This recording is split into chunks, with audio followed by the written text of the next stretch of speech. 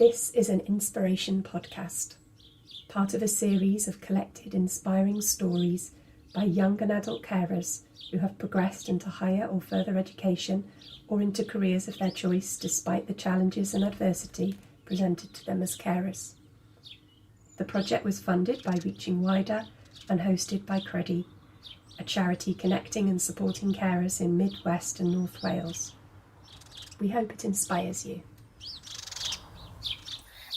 It's not an easy journey. The last year, I must say, has been absolutely horrendous, as I'm sure it has been for a lot of other people.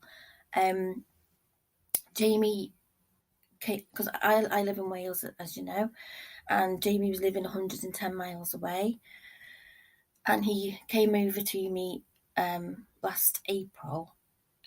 He already has mental health issues, but his relationship broke down. So he came over to me for me. Well, I needed to take care of him because he was in a mess. So he came to live with me for about 6 months, and Jamie actually tried to commit suicide, and it was absolutely awful. It was a really bad time. So I just tried my best to be there for him as much as possible. Obviously, as a mother, it's very you're not acting as a third party, so you have all the emotions in there, you have all the anger in there. So I was trying to be strong for Jamie and not fall apart myself.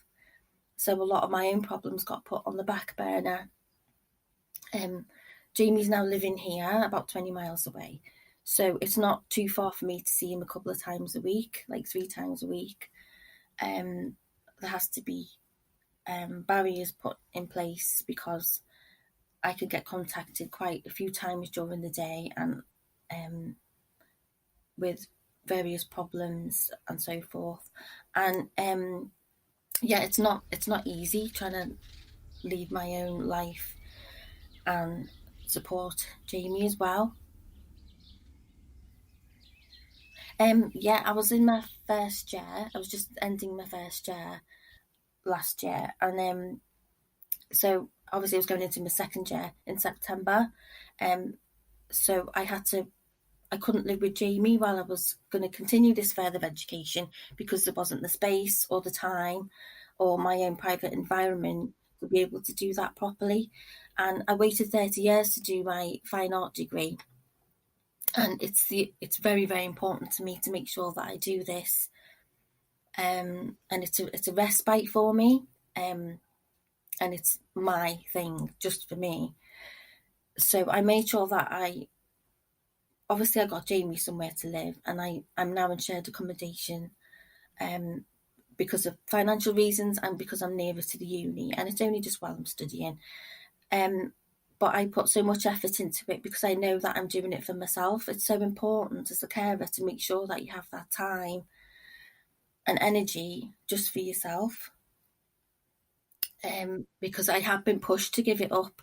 I get pushed constantly to give it up. Because, my son needs a lot of care and attention, but he doesn't realise that I've got my own life. You need to just stand your ground and make sure that you have those boundaries in place. And if you're in a Teams meeting or if you're in a lesson or whatever you're doing, you make sure that the person that you're caring for is aware of that, and you make sure that your phone's off. And, if there's an emergency, there's emergency services. You just don't feel like that you can't do anything for yourself because you've got to put all this time and energy into this other person that needs you. I can't stress how important it is, and it's been a lifesaver for me, my own sanity. I'm not a big-headed person, but looking back, I'm really proud of myself because I'm doing this on my own. Jamie refuses to have third-party help now. Because I will admit it wasn't the help that he got offered, it wasn't really enough. So I'm doing this on my own, and my family don't really want to know because they can't deal with it. So I do have a couple of friends in the area, but my family aren't in this area. So I am very proud of myself. Sometimes I don't feel like I'm doing a very good job, because I'm not really very well myself, but there's only so much we can do as one human being on our own, you know. And I'm still here, I'm still there for Jamie. I've been told to disown him, I don't know how many times, and I refuse to do that. I gave birth to him at the end of the day. He didn't ask to be here. So, I'm just trying my hardest as a mum. I just want to say, I'm really, really grateful for all the help and support that Credu have given me. Mandy, I've been speaking to her for about a year now, and she's been an absolute angel. And I've had so much from Credu, and I really, really hope you guys continue to give your help and support to the people in Wales. Thank you very much. Cheers.